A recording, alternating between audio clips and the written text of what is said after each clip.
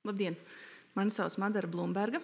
Es esmu bērnu aprūpes māsa un strādāju Bērnu Kliniskās universitātes slimnīcā, kā arī veidoju un attīstu simulēto vidi Rīgas Stradiņu Universitātes medicīnas izglītības tehnoloģijas centrā. Šodien mēs esam šeit, lai runātu par komunikācijas nozīmi pacientu drošības un pieredzes uzlabošanā. 17. septembris ir Starptautiskā pacientu drošības diena, un šodien kopā ar diskusijas dalībniekiem mēs aktualizēsim jautājumus, kas ir saistīti ar pacientu drošību un komunikāciju veselības aprūpē. Šodien ar mani diskusijā piedalīsies Inese Mauriņa, kur ir pacientu biedrības par sirdi vadītāja. Labdien. Vita Šteina, kur ir Veselības ministrijas padomniece pacientu pieredzes jautājumos. Labdien. Irisa Zīle-Velika, kura ir pacientu drošības un veselības aprūpes kvalitātes pilnveides nodaļas vadītāja slimību profilakses kontroles centrā. Labdien. Liene Sīle, psihiatre, Rīgas psihiatrijas un narkoloģijas centra izglītības un pētniecības daļas vadītāja. Labdien. Un diskusiju sākot, es vēlētos mūsu dalībniecēm uzdot jautājumu par to, kas ir pacientu drošība, un jautājumu atklās šīs dienas pacientu drošības eksperte. Labdien, mani sauc Evija Anģāne, un es esmu Bērnu slimnīcā pacientu drošības sistēmas konsultante. Ja jautājums ir par pacientu drošību, tad es varbūt sākšu ar pašu vienkāršāko definīciju, ka pacientu drošība būtībā ir neatņemama veselības aprūpes sistēmas kvalitātes sastāvdaļa. Tāpat kā neatņemama kvalitātes sastāvdaļa ir cilvēku pieredze un tāpat līdzās arī efektivitātei. Un tad jau tādā plašākā kontekstā mēs visu veselības aprūpes sniegumu varam mērīt arī caur objektivitāti, lietderīgumu, saulaicīgumu, pieejamību, bet šīs trīs komponentes, kas liecina par veselības aprūpes pakalpojumu kvalitāti, kā drošība, efektivitāte un orientēšanās uz cilvēkiem, ir pamatu pamats. Tā kā mums tāda diskusijas pamattēma ir tieši pacientu drošība un pacientu pieredze, tad pacientu drošībai ir arī tāda tiešāka definīcija, kas ir starptautiski izveidota. Un būtībā pacientu drošība runā par organizētu pasākumu sistēmu, kur savukārt divas neatņemamas sastāvdaļas ir kultūra un risku mazināšana. Tātad būtībā caur šo pasākumu sistēmu mēs veidojam šo ārstniecības kvalitātes, pacientu drošības, pacientu pieredzes fokusu, tātad arī kultūru, pievērst uzmanību, būt visu laiku tādā izpratnē par to, kādā situācijā mēs esam šobrīd, un caur to mēs veidojam arī drošākus procesus, drošākas procedūras, vidi, tehnoloģijas, un arī mainām savus ieradumus, uzvedību modeļus, sekojot līdzi starptautiskajai praksē, tātad veidojam arī tādu drošu izturēšanos un ieradumus. Un attiecībā uz risku mazināšanu, tātad klīnisko risku mazināšana, lai novērstu kaitējumu, kas neizbēgami varētu rasties, un tas ir starptautiski pierādīts, ka vismaz 10% pacientu visā pasaulē joprojām ir kādi nevēlami notikumi ar kaitējumu. Tā rezultātā tātad mūsu mērķis ir atklāt šos riska apstākļus un mazināt riskus. Un arī tad, ja tiešām kaitējums notiek, tad lai mūsu sistēma būtu tik stipra, lai vispār nenotiktu kaitējums atgadoties nevēlamam notikumam, vai arī tiešām, lai mēs būtu pārliecināti, ka spējam norēģēt un mazināt iespējami kaitējuma sekas. Tā tas tādā īsumā. Tas kopumā šķiet gana sarežģīts koncepts. Apzināties, ka veselības aprūpe ir ar saviem riskiem. Un principā tā īsumā varētu teikt, ka pacientu drošība ir princips vai sistēma, kurā mēs darām visu iespējamo gan veselības aprūpes pusē, gan sadarbībā ar pacientu, lai dažādos riskus mazinātu. Jā, ļoti precīzi, ļoti labi iztulkots. Turpināsim sarunu ar jautājumu, kas ir pacienta pieredze. Vita, kā tu to teiktu?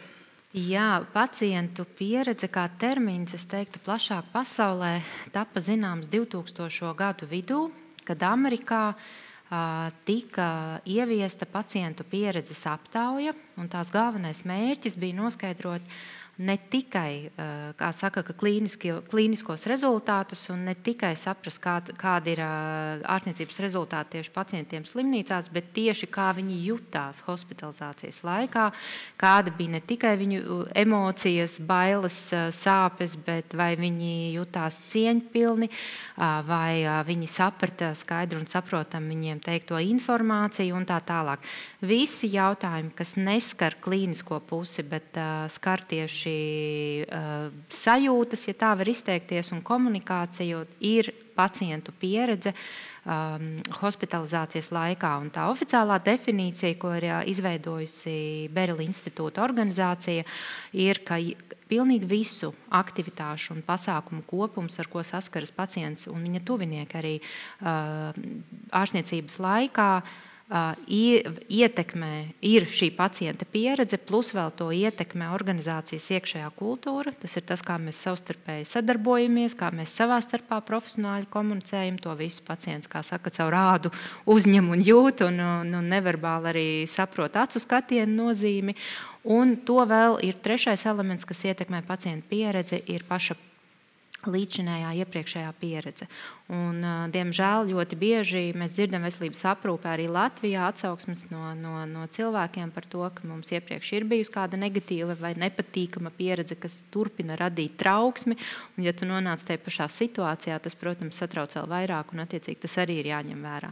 Līdz ar to pacientu drošība un pacientu pieredze ir divi savstarpēji ļoti cieši saistīti elementi, kas būtiski var ietekmēt ārstniecības rezultātu. Un tas ir visas medicīnas virsmērķis, protams, sasniegt pēc iespējas labāku ārstniecības rezultātu.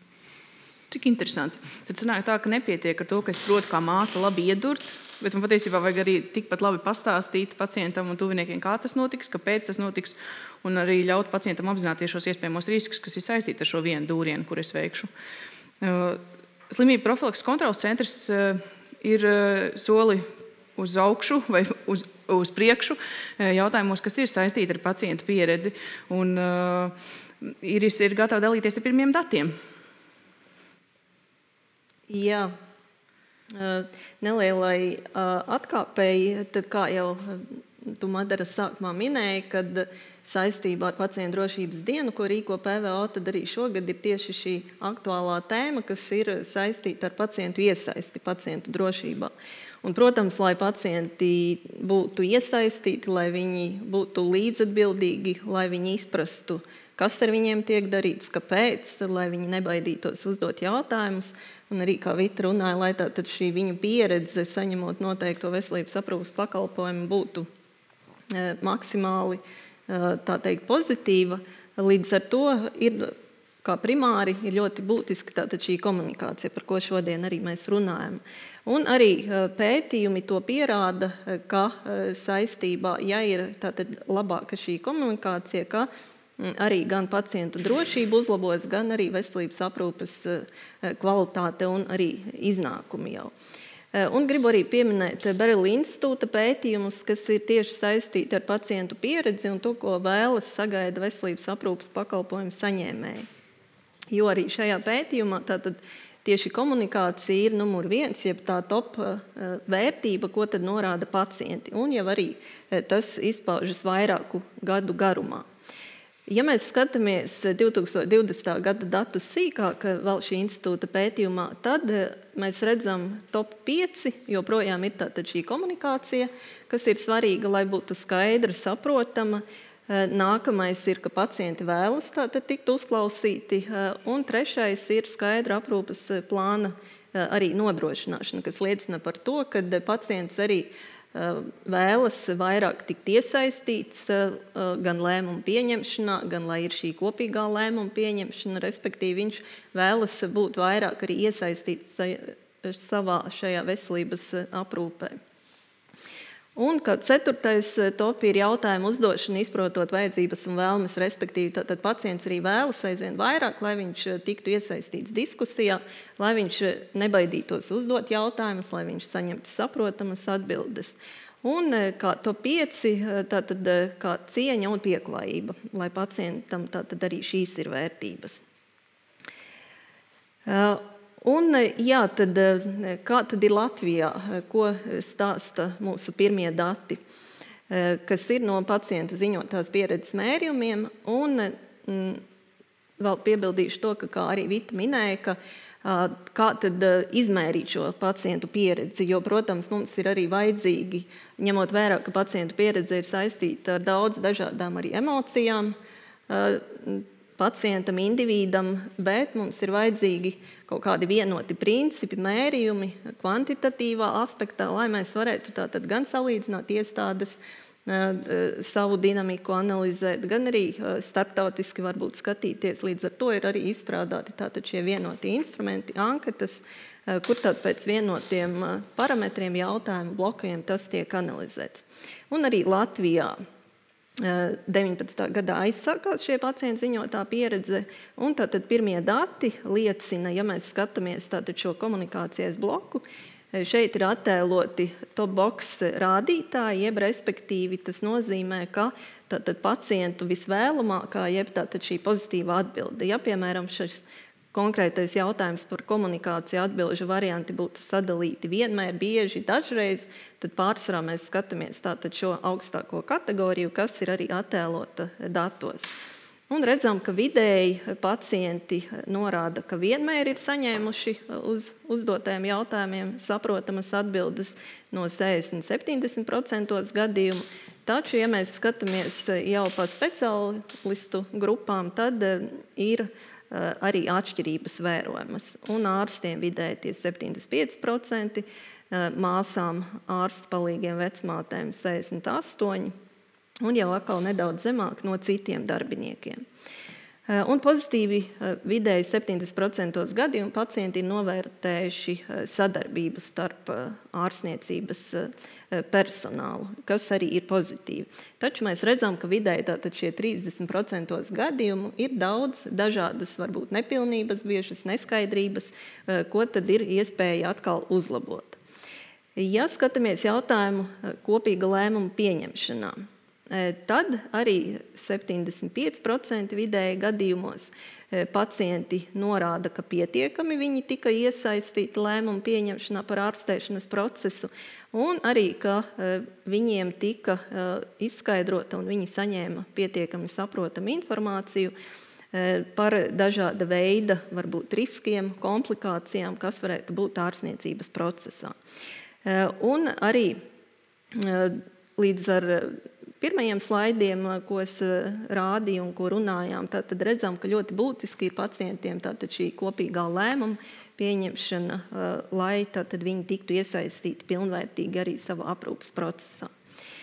Nākamais jautājuma bloks, kas saistīts ar izrakstīšanos no slimnīcas, arī saistībā ar komunikāciju, jo atkal šis aspekts ir ļoti būtisks visā tālākajā veselības aprūpes procesā, jo, protams, izrakstoties no slimnīca, pacients nonāk atpakaļ saskarē ar savu ģimenes ārstu, primāro veselības aprūpi, un atkal ļoti svarīgi ir, kā pacients, cik daudz viņš būs līdzatbildīgs, kā viņš iesaistīsies, cik viņš izprata to informāciju, ko viņam sniedza stacionārā. Un šeit, ja mēs skatāmies kopējo, kā tad pacienti novērtē, vai viņiem šī informācija bija saprotama, kā jāturpina ārstēšanās, izrakstoties no stacionāra vidēji, tas ir 80% gadījumu, kas ir salīdzinoši augsts rādītājs. Taču, ja mēs paskatāmies jau detalizētāk pa grupām, mēs tomēr varam redzēt, ka īsti tomēr nav pacienti sapratuši, ko tad viņiem varbūt pastāstīja. Respektīvi, vairs jau tikai 70% gadījumu pacienti norāda, ka pietiekami izprata, kā turpināt dažāda veida šo ieteikumus, kā rīkoties tālāk, vai arī jau 73% gadījumos, pie kā tad vērsties dažādu komplikāciju gadījumā. Vai arī līdzīgi 75% gadījumā, kā tad lietot tos medikamentus, kas ir nepieciešami tālākajai ārstniecībai. Tātad šeit mēs arī redzam, ka joprojām tomēr skatoties detalizētāk, pacienti nav izpratuši pilnīgi šo informāciju. Un atkal jau tātad šī saprotamā skaidrā komunikācija ir ļoti būtiska un nepieciešama.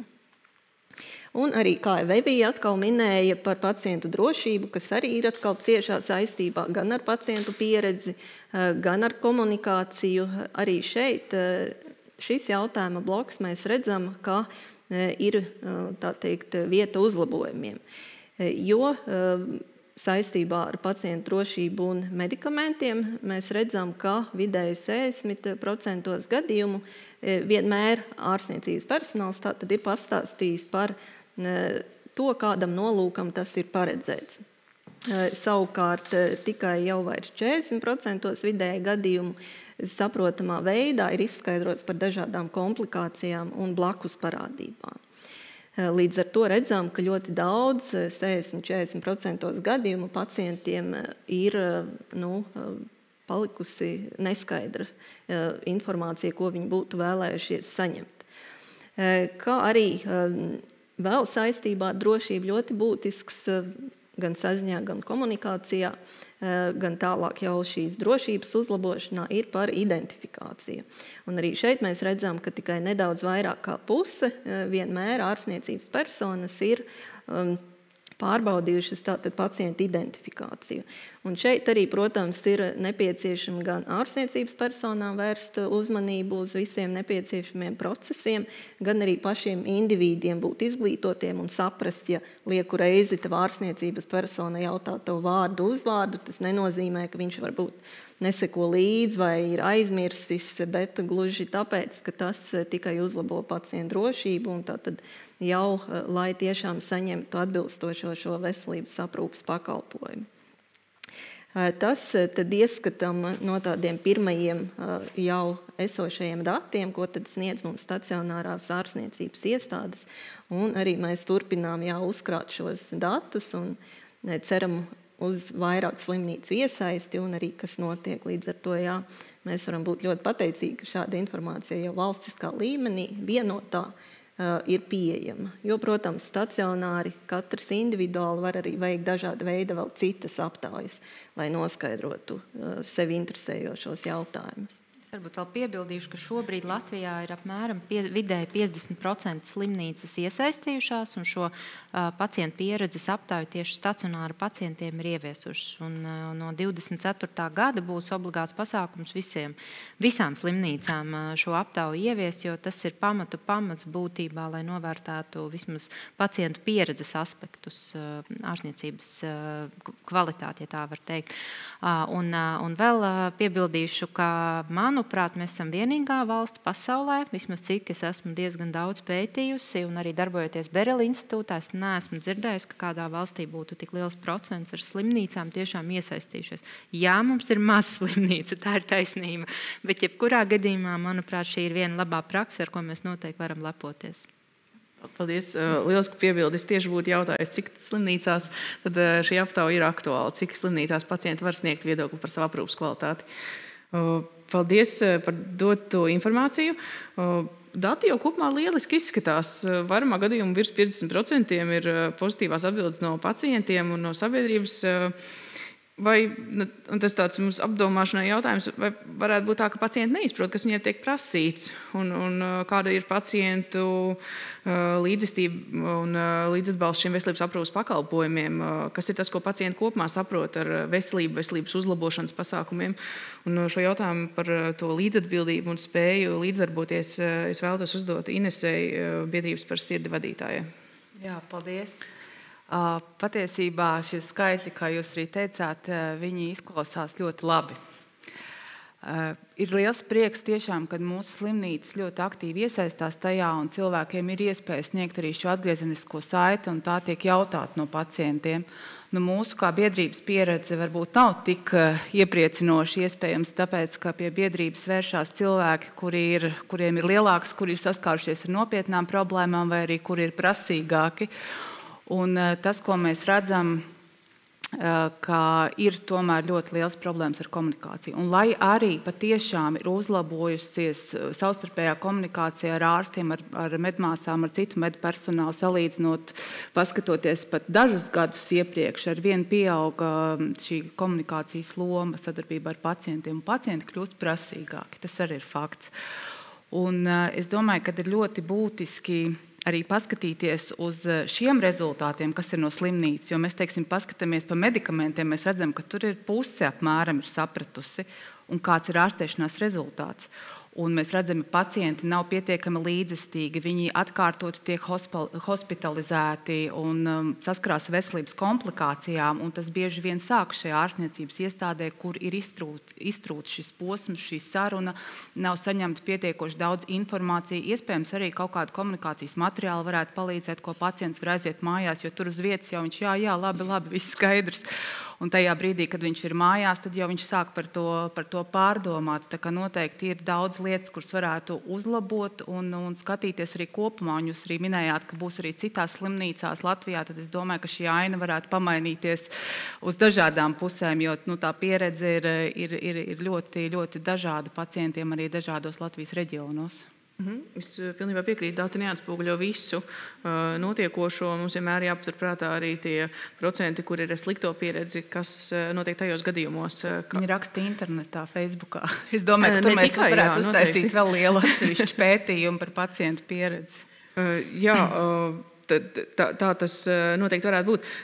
Varbūt tev ir ieteikumi, kas ir tas, ko pacienti varētu darīt, vēršoties pie speciālistiem, kas ir tie padomi, kā viņi varētu labāk saglabāt šo informāciju, kas viņiem tiek stāstīta, kā paturēt to prātā, kā saglabāt šīs rekomendācijas līdz mājām, līdz viņi tiks līdz aptiekai.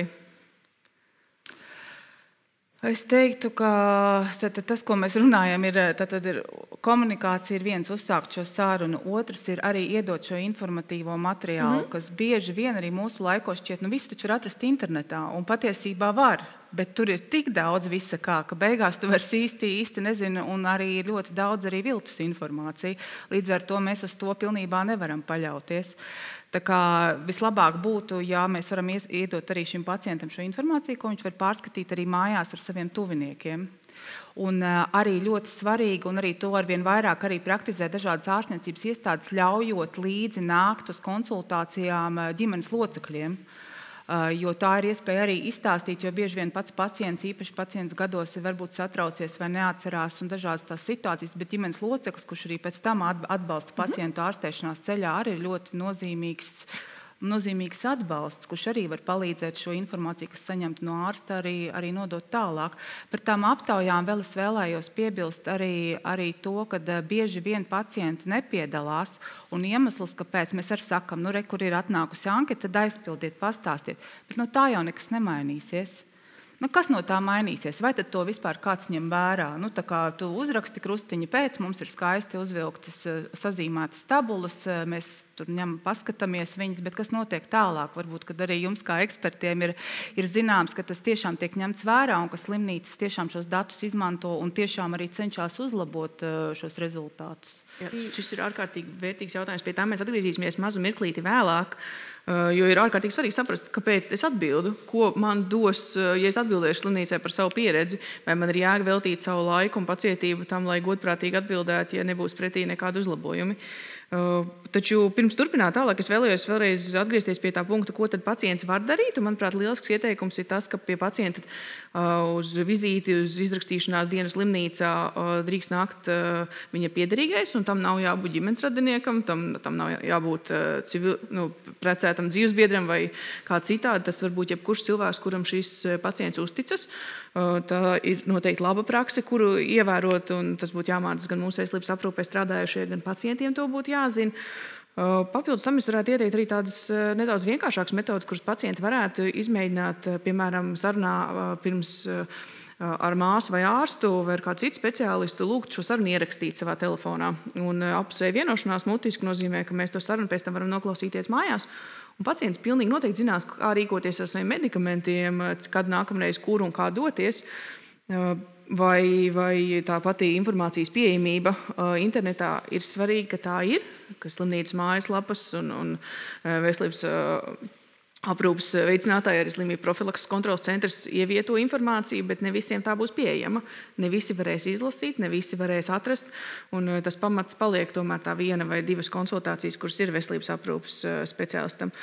Tas, ko vēl var lūgt darīt, tas, protams, ir atkal laika jautājums, vai to var pagūt, bet ir lūgt uzrakstīt uz lapas tos konkrētos norādījumus, kas ir tie tuvākie soļi, kas ir jāizdara, lai nav tā, ka izejot no kabineta durvīm, mēs neko nesapratām un mēs atkal esam tieši tikpat uztraukušies, cik pirms konsultācijas. Es gribu dot vārdu arī Lienai, un Lienai man bija jautājums sagatavots par to, kas jau iepriekš dalībnieki runāja par to, ka ir svarīgi iegūt šo sadarbību ar pacientu un ka ir svarīgi, lai tagad pacients dodas mājās, viņš spēj izpildīt dotos norādījumus un viņa veselība nepasliktinās. Kas ir tas no tavas pieredzes, kas palīdz, kā tu strādā un kā tu aicini strādāt savus kolēģus? Jā, paldies, Madara. Es mazliet atlikšu atpakaļ pārsolīšu, man klausos arī sarunu biedrus un ļoti interesanti un tiešām. Un mums nav maz slimnīca, mums ir maza populācija. Un tā ir mūsu tik ļoti lielā priekšrocība patiesībā, kad mēs varam tik daudz ko izdarīt, ko lielās valsts pat var nesapņot ar savām sadrumstalotībām. Un kā redzams arī darām, cīm redzot sanāk, un paldies SPKC, paldies Veselības ministrijai. Un es pašā sākumā sadzirdēju to vārdu arī par pacientu pieredzi, ka tas, ko es vēlos un tas, ko es sagaidu. Un šis ir tas brīdis, kad, man liekas, mums ir jāspēj izkāpt mazliet ārā, tikai mēs tā fokusējamies uz to veselības aprūpas sistēmu, bet tādā pašā laikā ir mums vēl apkārt tāds buferu zona, kas ir šī te sabiedrības izglītotība, kas mums ir visi mēdīji. Un, iedomājieties cilvēcīgi, kā jūs paši justos. Jums ir internets, un jūs tagad varat paņemt kādu diagnozi un iečekot, kad Mayo klīnikā šādu diagnozi ārstē tur ar tādām terapijām, un kaut kur pēkšņi parādās raksts, kad Latvijā kaut kur zināms, ka mēs to arī mākam, un jūs aiziet, un uz jums skatās, un visādi cenšas paskaidrot, kad nav mums šāda pakalpojuma nemaz. Un līdz ar to, protams, tās gaidas mums ir jābūt arī, man liekas, tādā publiskās telpas līmenī ļoti patiesiem par saviem resursiem un iespējām. Jo mūsu pacients prasīgs, tas nav slikti, kad ir prasīgs. Nē, tas ir ļoti labi. Man tas patiesībā vienmēr, man pat kļūst pašai interesantāk saruna ar pacientu, kad ir lasīts un meklēts un zinu, ko es gribu, bet tādā pašā laikā pietrūkst mazliet arī varbūt tādas empātiskas izpratnes, kas tad ir mums iespējams.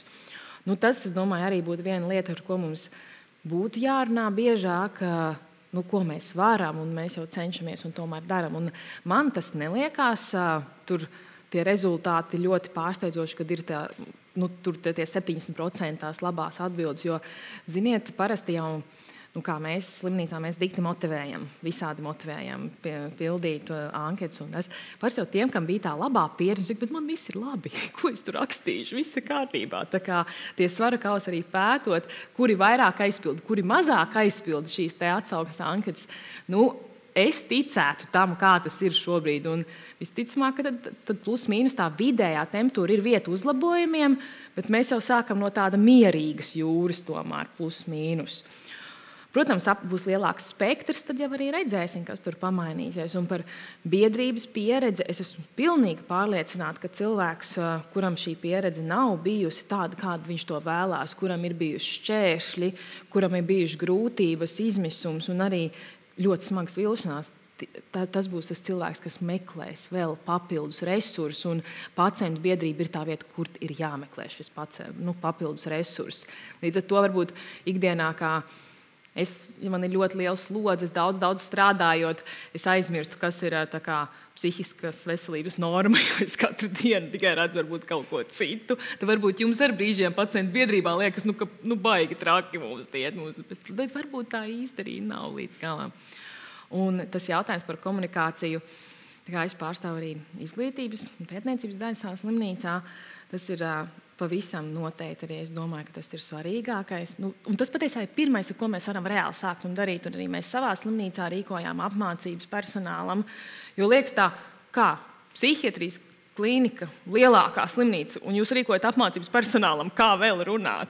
Bet ziniet, mēs esam trenēti profesionāļi, un saruna ar pacientu vienmēr būs gan profesionāla, gan arī tajā pašā laikā mums ir jāiet līdz tām mūsdienu tendencēm un ir jāprot šis pasniegšanas, informācijas pasniegšanas veids, jo ir tas elementiņš, ka tāds papildus tādas prasīgums vairāk varbūt tāda arī ļoti gribās tā pret sevi saņemt to īpašo gan attieksmi, gan arī izskaidrošanu. Un, ja mēs runājam par to, ko es arī tā ļoti mīļu, un es arī rakstu. Es gan paspēju gan uzrakstīt uz tās lapiņas, gan arī, ja vajag, es vienmēr iedodu savu ēpastu, jo tiešām cilvēks, viņš satraucies, viņš taču var aizmirst. Bet, ziniet, ir lietas, kas paslīd gar ausīm. Piemēram, kad medikamenti un alkohols neiet kopā. Un tad, galīgi, tu visādi vari tam cilvēkam skaidrot, kaut kā paslīd garām tā informācija. Jo mēs jau nekad nedrīkstam ignorēt to, ka pacients arī ir līdzatbildīgs cilvēks ar savu personību. Viņš ir līdzvērtīgs, līdz ar to mums abiem ir atbildības. Pilnīgi noteikti ir. Un, ja runā par izglītību, jāmācās noteikti ir visām pusēm, visai sabiedrībai ir jāmācās, kā būt pacientam, jo mēs visi kādreiz kādā dzīves posmā būsim pacienti, un kas ir tas, kas man kā pacientam būtu jādara, lai es spētu tikt galā ar savu veselību. Un arī jau posmā pirms pacienta statusa būtu svarīgi, ka es rūpētos par savu veselību un zinātu, kas man jādara, lai veicinātu savu veselību, pirms tā ir pasliktinājusies. Es atvainojos, man liekas, Vita to ir teikusi arī par šo kultūru, un es biju arī slaidā par slimnīcā kultūru. Ziniet, tas arī ir jautājums no abām pusēm, kāda ir pacientu kultūra, un, protams, es nevienā brīdī nesaku, ka jāsāk ir ar to, ko mēs varam, es negribu tādu nokontrolēt, bet tomēr personāls tā ir stabila vērtība, ar kuru mēs varam strādāt un ko mēs varam koriģēt, updateot, bet arī pacientam ir jābūt kultūrai. Jā, pilnīgi noteikti. Tad es vēlētos arī uzsvērt, ka no tā pacienta puses vēlme zināt un izprast, kas ar viņu notiek, un tie jautājumi, kāpēc, kas būs, ko tu darīsi, kad tu darīsi, kāpēc tu darīsi, kad tas notiks. Tā pilnīgi noteikti nav, un tai nevajadzētu būt neusticēšanās tādai rīcībai. Izzināt to, kas būs ar mani, jo tas ir mans ķermenis, ir pilnīgi dabiski un ir ārkārtīgi svarīgi, ka abas puses, gan pacients, gan veselības aprūpē strādājošais saprot, ka tā nav neusticēšanās speciālistam, ka tā ir vēlme zināt vairāk, un tas ir tas solis pretī uz sadarbību. Kas ir tas, jūsuprāt, dalībniekiem atvērts jautājums, kas mums pietrūkst, ja mēs runājam par veselības aprūpes speciālistu izglītību? Vita, izskatās, ka tev ir doma. Man vienkārši ir ar ko salīdzināt. Es 5 gadus esmu mācījusies un arī bijusi iekšā lielā saskarsmē ar dažādām pasaules klīnikām. Un jāsaka tā, ka problēmas pilnīgi visiem, kuri sāk, ir vienas un tās pašas. Jo šīs ir veselības jomas problēmas, kas skar pilnīgi visas valstis, pilnīgi visas kultūras, un tops ir pilnīgi vienāds. Neskatoties uz lokāciju, kur mēs atrodamies. Un, tāpēc tā komunikācija arī ir numur 1 tēma, un viņas ietekme ir vislielākā. Un, cik es atceros, arī Evija to var droši vien arī apstiprināt, ka arī bērnu slimnīcā tieši tie sūdzību sadaļā, ja izvērtēja, tad komunikācija bija viena no top noteikti 1-2 tēmām, kas ietekmēja kas bija galvenais cēlonis sūdzībām un nevēlējumam notikumam. Līdz ar to šobrīd es teiktu, ir apmēram tādas 10 ļoti populāras komunikācijas metodes, kas tiek mācītas dažādiem notikumiem, gan ikdienas komunikācijā slimnīcā, kas ir AIDET, gan komunikācijā ar ļoti satrauktiem bērniem un viņu vecākiem, gan tādos gadījumos, kad ir izteicis pacients jau neapmierinātību, gan tādos gadījumos, kad pacients vai viņa tuvinieks jau ir agresīvs. Ja, tātad ir dažāda veida šīs metodes, kuras daudzas slimnīcas pasaulē, milzīgs apjoms patiesībā ar slimnīcām pasaulē ir apmācījušas saviem darbiniekiem, un jāatzīst, ka tas nav stāsts par labāku pacientu pieredzi. Tas ir stāsts par to, lai darbinieks jūtas drošībā lielākā, un lai viņam nav jāpaļaujas uz savām, tāpēc, ka nav neviens, kurš piedzimst ar tādu enciklopēdiju, kurš zinātu absolūti organiski, kā man rīkoties katrā situācijā. Ja tā būtu, mums pasaulē droši vien nebūtu pat karu, ja godīgi. Bet šī zināšanas ir jāapmāca. Tieši tāpat kā matemātika ir jāiemāca, tieši tāpat ir komunikācija. Laba komunikācija ir jāiemāca. Un tāpēc es noteikti esmu par to, ka Latvijā veselības iestādēs komunikācijas pamati ir jāmāca. Ja to nedara pagaidām vēl izglītības iestādēs, un es zinu, ka pamazām jau uz to virzās un iet un iekļauj atsevišķas tēmas, kaut vai ar vieslektoru atbalstu, bet tas noteikti tad ir jādara pašām arī organizācijām. Un par to man liels prieks ir, ka mums ir izdevies vienoties ar Pasaules veselības organizāciju, ka nākamajos 4 gados mēs paplašinam 2 garāku sadarbības līgumu, un no 24. gada mēs sadarbosimies, un viņi palīdzēs mums realizēt Latvijā šīs vērienīgās apmācības ne tikai mediķiem, bet arī administratīviem darbiniekiem. Angliski ir foršs termins caregivers. Visi, kas strādā veselības aprūpē, ir caregivers, neatkarīgi no tā, kāda tev ir profesija vai amats. Un es tikai ātri vēl piebildīšu par tiem Latvijas labajiem rezultātiem. Es, kad to dzirdēju, man drusciņ tā gribējās uzreiz iespraukties, jo patiesībā man ir pieejami dati, un es salīdzinu Latvijas datus ar pasauli, un mēs nebūtu neesam labajā kategorijā.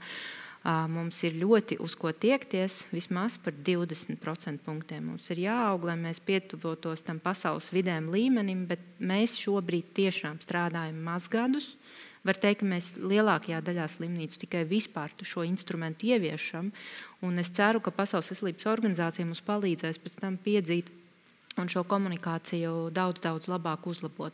Un response rates, jeb šis te dalība, piedalīšanās aptaujas aizpildē tiešām ir ļoti atšķirīgi dažādās slimnīcās, par to var noteikti arī Iris sīkāk izstāstīt.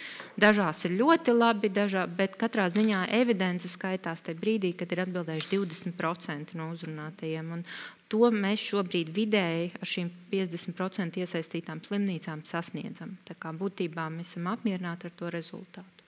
Jā, varu piekrist Vitai, ja skatāmies kopējos, tad vidēji ir šie 20% pa iestādēm, turpat ir no 8 līdz 70 un pat vairāk procentiem, bet kas ir atkal jau iestādes ietvarā, vairāk šis menedžments, vai ir kāds cilvēks, kas ar to nodarbojas, jo tas arī ir atkal papildus darbs skaidrot par to.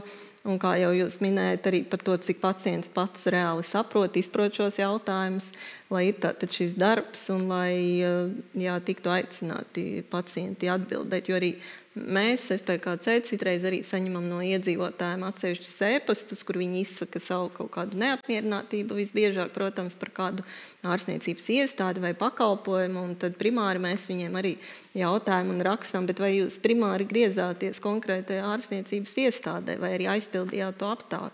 Un tad bieži arī ir, kā jūs arī minējāt, kad atbilde ir, ko tad es tur rakstīšu, vai tas jau var būt tāds tur sīkums, vai nekas nemainīsies. Un šeit ir atkal gan šī pacienta drošības kultūra, kas ir atkal saistīta ar iestādēm un vairāk tieši darbinieku savstarpējām šīm komunikācijas lietām, bet arī kopā visas tās sabiedrības izpratnes vairošana, veicināšana, šī neformālā izglītība, kas arī ir viens no mūsu atkal arī veicināšanas uzdevumiem, lai tā tad būtu gan šī materiāla informācija, lai gan, protams, liekas, kā arī jūs minējat, kad jau visa kā ir tik daudz, vai ne, bet tik un tā sanāk, ka ir nepieciešams gan atkārtot, gan informēt vēl un vēl, lai arī pacientam rodas izpratne un tas, ka ir tiesības gan runāt, gan ziņot, gan iebilst, gan arī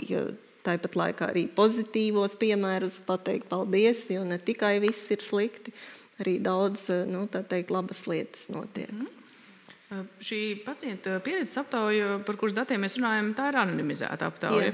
Ja vien pats rakstītājs neieraksta kaut ko ļoti specifisku, un Latvija ir maza valsts un pastāv iespēja, ka ar specifiskām saslimšanām tas ir atšifrējams notikums vai situācija.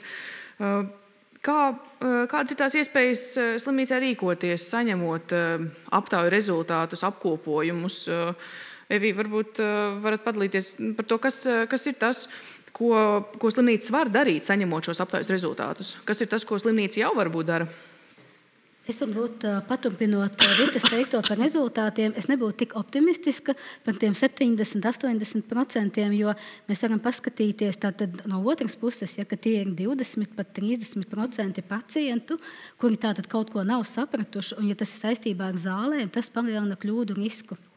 Ja, un ja mēs pārvērstu šos ciparus uz populāciju, cik daudz vispār apmeklē ārstu vai ārstēs slimnīcā, tad tas būtu krietni liels cilvēku skaits. Ja, un ja tik daudz cilvēkiem tiek, viņi gadās piedzīvot kādu kļūdu vai nevēlamu notikumu, ja, tad tas ir ne tikai tas emocionālais pārdzīvojums pašam pacientam, bet tie ir būtībā arī lieli resursi veselības aprūpes sistēmai, lai to situāciju glābtu par labu. Tāpēc noteikti šie dati ir vajadzīgi, tie ir analizējami, un katra slimnīca var skatīties, sadalīt pa komponentēm, kas tad ir tas aktuālākais tieši šai slimnīcai. Un es zinu, ka arī bērnu slimnīca mēra gan komunikāciju un saziņu ar pacientiem, gan sāpes, gan bailes, gan uzturu, apmierinātību ar uzturu. Ja, tātad, un arī pacientu drošības gadījumus, ja, incidentus, ko pacienti atstāja savās anketās, gan tur var gūt informāciju gan par pacientu identifikācijas notikumiem, gan tas, ko pacienti novērojuši par dažādām zāļu tādām likstām vai kļūdām. Un tā visa ir izmantojama informācija. Un tiklīdz mēs šo informāciju vizualizējam ar cipariem, ja, tad mēs jau varam kādreiz varbūt pietiek pat parādīt personālam, parādīt nodaļām, ja, lai viņas katra ierauga sevi, un viņām jau sāk rasties aktivitātes, tātad, ko mēs varam darīt, un ja tās tiek vēl vadītas slimnīcas līmenī no pacientu pieredzes komandas, arī no kvalitātes daļas un pacientu drošības aspektiem, tad šos rezultātus var tiekties uzlabot, un tie tiešām pierādāmi rezultāti, ka tādā veidā var gūt uzlabojumus. Tāpēc ir ļoti svarīgi dabūt šos datus. Un varbūt tādā ziņā, manuprāt, varbūt Īrisa var palaboties maldos, bet bērnu slimnīcai ir izdevies dabūt augstu respondentu līmeni. Un tas varbūt ir arī tāpēc, ka ar pacientiem kopā ir vecāki. Viņi dod arī šo iesaistu un piekrišanu anketas saņemšanai, un viņi arī jūt šo atbildību un ir ļoti interesēti, un viņi tiešām arī sniedz šo atgriezenisko saiti. Kamēr savukārt būtu pārdomājums pieaugušo slimnīcās, kādā veidā iesaistīt tiešām visus pacientus un arī tos pacientus, kuri paši nevar. Varbūt, un man personīgi ir gadījies 2 dažādās slimnīcās būt līdzās vai būt saistīta ar saviem radiniekiem, un nevienā, ne otrā gadījumā es nesaņēmu, vai mans tuvinieks nesaņēma šo anketu aizpildīšanai, kaut arī es tā kā sagaidīju, kad mēs tā kā kopā varētu paskatīties. Tagad te vēl noteikti ir, kur uzlabot, un potenciāls ir milzīgs. Es ātri par to, ka ir kur uzlabot, un uz tavu jautājumu par to, ko slimnīca var darīt. Un tieši par to ir stāsts, ka slimnīca ļoti var reaģēt. Un, piemēram, tas, ko mēs redzam, kā efektīvāko ir organizēt šīs apmācības. Un tas arī ir tā zelta maliņa šīm visām aptaujām. Jā, un es arī gribēju vēl papildināt to, ko iestādes dara vai kā arī rīkojas, jo mums arī ir pacientu drošības un kvalitātes darba grupa, kur saistībā arī ir gan slimnīcas pārstāvji, un arī viņi dalās arī šie personāls ar saviem arī labās prakses piemēriem, ko tad viņi ir, piemēram, uzlabojuši, kā viņi ir paskatījušies uz šiem datiem, kādas jomas ir bijušas problemātiski, un arī citiem dot šos piemērus vai tīri tāda komunikācijai, gan lai savstarpēji apmainītos arī ar šiem labajiem piemēriem, ko un kā var darīt. Paldies. Tas, ko mēs varam ieteikt mūsu skatītājiem, pilnīgi noteikti ir aizpildīt šo aptauju. Ja jūs esat ārstniecības iestādē, tad jautājiet, vai šāda aptauja par pacientu pieredzi jums būs pieejama. Ja nav, tad aiciniet slimnīcu to darīt ātrāk, lai viņi pievienotos šim tīklam un jūs varētu aizpildīt šādu aptauju. Jo jūs redziet, bez tiem datiem, bez tās realitātes, ar kuru mēs saskaramies, nav iespējami uzlabojumi. Un ja jūs visi paužat viedokli, tad tie dati ir daudz kvalitīvāki un veselības aprūpes iestādes ar tiem var labāk rīkoties. Tas, kas mēs jau pieskārāmies ar Ieviju, minēja, ka nevienmēr tā pieredze ir pozitīva, un arī tie dati, protams, tā ir taisnība, tie 30 vai 40% tie visi ir cilvēki. Zin, katra procentiņa ir cilvēki, un viena slikta pieredze bieži vien mēdz būt sliktāka nekā 10 labas pieredzes, jo tās labās kaut kur pazūd un ir forši, ka viņas ir labas, bet ko darīt, ka tā pieredze ir slikta, kur pacients var vērsties tajā gadījumā, ja tā pieredze tiešām bijusi ar daudz sarkaniem karogiem un viņš paliek pēc tās aprūpes epizodes, ārstniecības epizodes, pēc tās konsultācijas, tāds neapmierināts. Kādas ir iespējas Latvijā? Varbūt tevi var papildināt. Iespējas ir, un tās visas ir izmantojamas. Es arī aicinātu pacientus vispirms visas bažas, kas rodās ārstniecības procesa laikā, ir īpaši, kamēr vēl pacients ir slimnīcā un arī tuviniekiem ir šīs bažas, vispirms vērsties un jautāt savam ārstējošajam ārstam.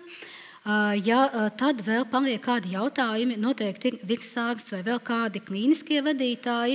Un arī tad, ja vēl ir kādi jautājumi, tad noteikti var vērsties arī bērnu slimnīcā. Es domāju, ka arī citās slimnīcās jau ir pacientu pieredzes nodaļa vai kvalitātes nodaļa, kur noteikti var šos jautājumus uzdot. Un, ja savukārt šie jautājumi rodās, esot mājās jau, tad arī tādi mehānismi var iesniegt iesniegumu. Un, man liekas, ka šobrīd slimnīca arī dara, ir daudz darījušas, lai būtu pieejamākas iespējas iesniegt, un arī bērnu slimnīcai var iesniegt, ieejot mājaslapā, ārējā mājaslapā, elektroniskā veidā aizpildīt vai atsūtot e-pastu. Visi šādi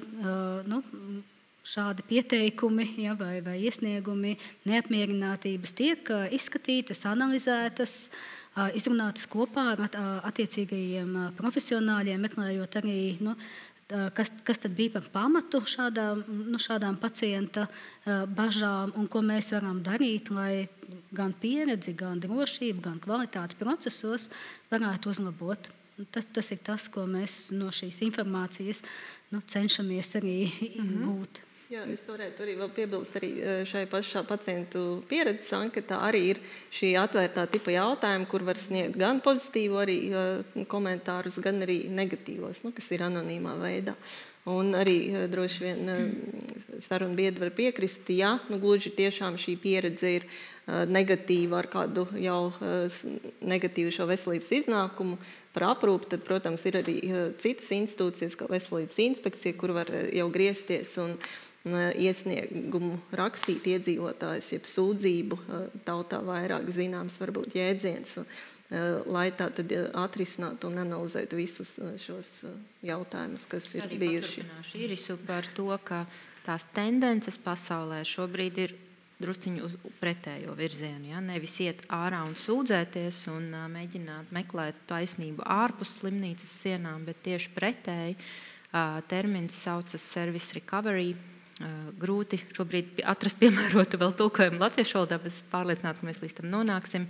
Un tas ir būtībā pilnīgi jauna kultūra, domāšanas veids, kas arī ir apmācāms un tiek apmācīts slimnīcas darbiniekiem, visiem caregiveriem, par to, ka tas, kurš pirmais saskaras ar pirmo izteikto neapmierinātību no pacienta puses, no viņa tuvinieku puses, tas arī pirmais reaģē. Ja? Viņš zina secību, kas viņam ir jādara. Tas nenozīmē, ka viņš atrisinās visas viņa problēmas to brīdi, bet viņš noteikti viņu neatstās. Un viņš zina, kāda ir atslēgas vārdi, darbības, kas viņam ir jāizdara, lai tajā pašā brīdī maksimāli viņu nomierinātu, lai tas neeskalējas tālāk ārpus slimnīcas sienām. Tas ir tas, kas mums vēl ir priekšā Latvijā, un es ceru, ka tuvākā 5 gadē mēs tā ir mūsu nākotne šobrīd. Jā. Es domāju, es pilnīgi piekrītu Vitai un service recovery. Paldies, Vita. Un service recovery mūsu ārstniecības iestādē mēs nezinājām, ka mēs īstenojam service recovery. Bet mēs ļoti cenšamies pacientus iedrošināt. Protams, dzīvē notiek visādi, bet tas arī būtu mans aicinājums vienmēr sākt ar savu ārstējošo ārstu. Un tad ir mūsu puse, kā darbinieku puse, piesaistam klāt kolēģi. Tā kā vēl supervīzija, tas pārāk smalks termiņš, to nedrīkst teikt, bet piesaistam klāt vēl kolēģus un izrunājam šo problēmu jau ar neatkarīgu, neitrālu klāt vēl vienu profesionāli, un tad ejam pa struktūru vienībām uz augšu. Mums ir struktūra vienību vadītāji, mums ir slimnīcas virsās, mums ir valde, bet gribētu teikt, ka tieši šī līmenī, mēs runājam par to service recovery, no pacienta puses ir visreālāk. Pirmkārt, tas ir tikai taisnīgi un godīgi visreālāk panākt izmaiņas, jo tad, kad tas apies apkārt visām institūcijām, pirmkārt būs pagājušas jau laika nobīde, bet tanī brīdī būs ātra reaģēšana, mēs arī varam dot ātri savu reakciju un ir vieta uzlabojumiem un uzlaboties. Šeit droši vien arī ir tas, ko Vita minēja par tām apmācību nepieciešamību, pieņem, ka Latvijā droši vien arī ir nepieciešams apmācīt, kā tad runāt šajos gadījumos, kad ir radušās šīs kļūdas, ja medicīnas, jo gan ārstniecības personas varbūt apjukušas, gan pacients nezin, vai kad viņš uzzina, varbūt tikai izrakstoties, ka tur bija kaut kāds šis drošības atgadījums, līdz ar to arī šīs lietas ir nepieciešams uzlabot vai apmācīt. Es domāju, ka pacientu organizācijas saņem informāciju par vairāk kā vienu pacientu. Kāda ir pacientu organizācija pieredze par sirdi? Kas ir tas, ko jūs saņemat no pacientiem kā organizācija, un kā jūs rīkojaties tālāk? Vai jūs esat kopīgi vērsušies kādā? Jā, ko tik mēs nesaņemam, bet patiesībā es arī ļoti priecājos, ka mēs saņemam, un ir labi, ka cilvēki arī vēršās un stāsta par lietām, kuras ir izcināmas. Un godīgi sakot, lielākoties mēs saprotam to, ka problēma pat ir nevis sistēmā, pat nevis pieejamībā, kura, būsim godīgi, īpaši, ja mēs runājam par sirds asinsvadu veselību, nav pati labākā un būtu uzlabojama, bet ir tieši saistīta ar informāciju, ar informācijas trūkumu, ar komunikācijas trūkumu. Jo, piemēram, cilvēks, kurš nonāk šajā situācijā, ka viņš kļūst par pacientu pēkšņi, viņš ir nostādīts fakta priekšā, teiksim, arī pat pirms. Jo bieži vien cilvēki pat nezina tādu elementāru lietu, kad ir šīs ikgadējās profilaktiskās apskats, kur ietveros var arī izmērīt holesterīnu un veikt citus veselības pārbaudes. Tad cilvēks to vienkārši nezina. Viņš jautā pie mums, viņš mums uzdod jautājumu, kur pārbaudīt sirdi. Bet tas ir jautājums, kuram vajadzētu sākties jau viņa mājā, un arī šie jautājumi par drošību. Mēs šodien esam slimību profilaks un kontrolas centrā. Es domāju, ka mums vajadzētu arī parunāt par šo drošību, lai nenokļūtu vispār līdz šim hospitālam, lai nebūtu jāraksta šīs atsauksmes, tāpēc, ka mēs tur nenokļuvām. Lai mājās mums būtu informācija, droša, uzticama informācija, kur vērsties, kur pārbaudīt savu veselību. Pirmais solis. Otrais, mums ir ģimenes ārsts. Mums ir lieliski ģimenes ārsti visā Latvijā. Droši vien mēs sagaidītu lielāku ārstu iesaisti daudzos gadījumos, lai cilvēks tiktu aprūpēts. Šobrīd mēs arī strādājam pie sirds un asinsvadu slimību plāna, slimību mazināšanas plāna, un viens no risinājumiem ir izveidot šādu koordinātoru ne tikai sirds asinsvadu veselībai, bet arī citām kroniskajām slimībām, kas palīdzētu pacientam un izskaidrot šo ceļu, kurā viņam ir jādodas, jo mums ir skaisti algoritmi, kas balstās zinātniskās vadlīnijās, bet no cilvēku puses bieži vien viņam nav skaidrs, jo viņam ir dažādas slimības. Viņam ir sirds slimība, viņam ir endokrinoloģiska slimība, viņam ir jebkas cits onkoloģiska vai psihiska saslimšana. Ja? Tā kā ir kāds, kurš viņam palīdz. Tā kā šī drošība ir dažādi etapi, un arī tad, kad cilvēks ir ārā jau no šīs slimnīcas, saprot, mēs ļoti daudz jautājumus varam atrisināt slimnīcas ietveros, bet tad ir svarīgāk šī sadarbība, lai tad, kad viņš aiziet pie ģimenes ārstam ir skaidrs, kas ir noticis šajā aprūpē hospitālī, un viņš var turpināt šo ārstēšanos, un viņam ir arī šī uzticība un šī drošība arī no šī ģimenes ārsta. Bet jebkurā gadījumā es arī vēlos pateikt ļoti lielu paldies, tāpēc, ka tiešām mūsu ārsti, medicīnas māsas kļūst arvien zinošāki. Un pacientiem patiešām arī šī aprūpe ir daudz labāka. Un mēs te runājam arī par šo, ka bieži vien cilvēkiem ir slikta pieredze, un līdz ar to viņam jau automātiski ir sliktas ekspektācijas par to, kas viņi varētu sagaidīt. Un tā notiek pat infarktu gadījumos, kad cilvēki nesauc ātro palīdzību. Viņi nesauc tāpēc, ka toreiz bija tā. Vienalga 85. gadā vai pirms cik gadiem, toreiz man bija tāda pieredze, kas palika neatrisināta, neizrunāta, un tas rada arī problēmas nākotnē. Tā kā paldies visiem tiem ārstiem, kas palīdz, kas uzlabo medicīnas personālam un iedrošina pacientus un maina galvenais visu šo. Un paldies visiem tiem, kas Facebookā raksta arī labās atsauksmes, jo tas, ko jūs tikko pateicāt, patiesībā ir ļoti svarīgs un, es domāju, sāpīgs jautājums, ka cilvēks redzot tikai kaut kādas negatīvās atsauksmes, viņš tiešām var nobīties un pārņemt cita negatīvo pieredzi. Un līdz ar to, tad, kad es katru reizi redzu, kāda slimnīca ir nošērojusi arī labās atsauksmes, tas kādu iedrošinās. Prieks, vai dažkārt cilvēki tiešām priecājas par tādu lietu, kā veikt operāciju veiksmīgā. Visi bija ļoti laipni, paldies māsiņām, un liekas, bet tas taču liekas tik loģiski, kā tad savādāk varētu būt, bet jo cilvēks varbūt ir gājis ar tādu domu, atkal viss slikti, un ir labi, un ir tiešām ļoti labi, ka tiek stāstīti un rādīti arī šie stāsti. Jā, es pilnībā piekrītu. Šis noteikti ir tāds jautājums, kuram nav ne gala, ne malas, un to varētu runāt un diskutēt. Bet apzinoties, ka mums šodienas diskusijai laiks ir ierobežots, es vēlētos šodienas dalībniekiem, un es arī pati pēc tam pateikšu to savu atziņu, kas ir tas, ko jūs novēlētu šodienas klausītājiem. Un ar to domu, ka klausītājs ir gan veselības aprūpē strādājošais, gan pacients, kāds cilvēks, kurš vēl nav bijis pacients, vai kāds cilvēks, kurš ir bijis pacients ar lielu pieredzi. Kas ir tas, ko jūs viņiem varētu ieteikt? Mēs varētu sākt no vienas puses un tad finišēt pie manis. Jā, grūti uzreiz tā noformulēt vienā īsā domā, bet droši vien veselības aprūpes darbiniekiem būt gataviem to, ka pacients kļūst aizvien prasīgāks un ieinteresēts un uz sadarbību, uz diskusiju, bet savukārt atkal pacientam arī būt saprotošam, izprast, arī tātad, lai veidoto šī sadarbība un arī, par ko mēs sākumā runājam, jau tātad šī tiešām cieņpilnā komunikācija, kad var izrunāt gan pozitīvās lietas, gan arī negatīvās, lai saprastu tātad šos riskus, cēloņus problēmai. Un arī, lai iedzīvotāji runātu, sniegtu šo informāciju arī par pozitīvām lietām. Ne tikai kā Latvijā mēdz notikt, citreiz tikai sociālos tīklos parādās vairāk šie negatīvie pieredzes stāsti. Jā, vairāk dalīties pozitīvajos stāstos noteikti. Un, lai veselība tā labi ritētu uz priekšu, veselības aprūpi, tad tām attiecībām tiešām ir jābūt cieņpilnām vienā un otrā pusē, ar vienam otru respektējot, bet arī nebaidoties izteikt savu viedokli, arī jautāt un paust savas bažas. Un būtībā šī brīža risinājumi pasaulē ir veidot drošu veselības aprūpi un ar labu pieredzi nevis priekš pacienta, bet kopā ar pacientu un izmantot visu viņa tādu zināšanas pieredzi, ne tikai negatīvo, bet arī cita veida priekšlikumus, lai uzlabotu tos pakalpojumus, ko viņam un pārējiem nāksies saņemt. Tā ka tādas sadarbības modelis un tāda pozitīva komunikācija ar kopīgu skatu nākotnē, tas ir tas, ko es novēlu.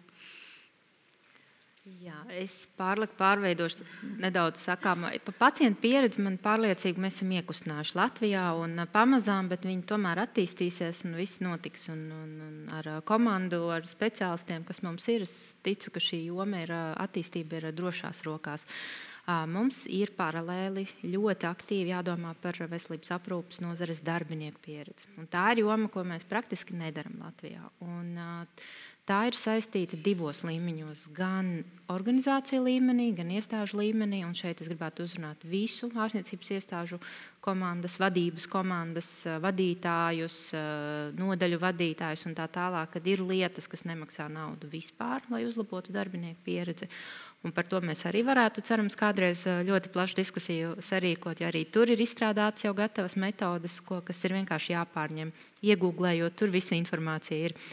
Un otrs, ko es gribu izmantot situāciju, droši vien arī uzrunāt, ir lēmēju varu Latvijā, arī politisko vadību mūsu.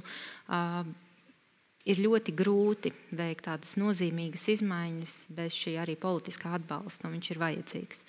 Un pēdējo gadu pieredze veselības jomā Latvijā liecina par uzticības zaudēšanu tieši jomai, un tas ir tas, kas arī neļauj mums varbūt tik straujiem soļiem iet uz priekšu. Jā, jo visi to jūt, un arī nozares darbinieki, un arī pacienti loģiski to jūt. Mēs visi to jūtam, esot iekšā šajā jomā. Līdz ar to es aicinātu droši vien domāt, paraudzīties uz arī laimēju varai, uz jautājumiem no cilvēciskās prizmas, jo cilvēkam tiešām ir vērtība, mēs katrs esam cilvēks, un ja mēs šeit dzīvojam Latvijā, mums ir svarīgi, lai mums būtu šī drošā medicīniskā vide nodrošināta, ja, un ar to būtu jāsāk.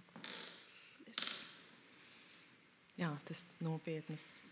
Es varu tikai vienīgi pievienoties Vitai, un tā mazliet tā kā būtu no ārsta viedokļa, ko es novēlu pacientam, noteikti runāt ar savu doktoru, jo mēs jau pašā sākumā, es neatceros, kurš no sarunu biedriem teica, jā, labi, doktori, es sapratu. Ko tad es teikšu? Ne, jūs nesapratāt. Protams, ka es ir jau tā sajūta kāda līme, bet katra lieta, ko jūs pasakat, patiesībā var nākt jums par labu. Un tā jau veido šīs terapeitiskās attiecības. Un mans praktiskais ieteikums, par ko es ļoti priecīga, ka pacienti vien vairāk izmanto, lūdzu, nākam sagatavojušies uz vizīti. Uzrakstam, ko mēs sagaidām. Un tad jau mēs pastīsimies, kas ir reāli un kas var būt tā. Ko es novēlu saviem kolēģiem, slimnīcu darbiniekiem, caregivers, veselības aprūpes speciālistiem. Viss noteikti neuztvert, jo mēs esam noguruši. Tā sanāk dzīvē, bet neuztvert noteikti to kā tādu personisku kritiku vai aizvainojumu, ka pacients tiešām tas, kā tu teici, ka viņš jautā, bet spēt ieraudzīt resursu ļoti labam sadarbības partnerim ārstēšanas procesā. Tātad abiem ir interesanti un abiem ir kopīgs mērķis, kas ir šī pozitīvas ārstēšanas rezultāts.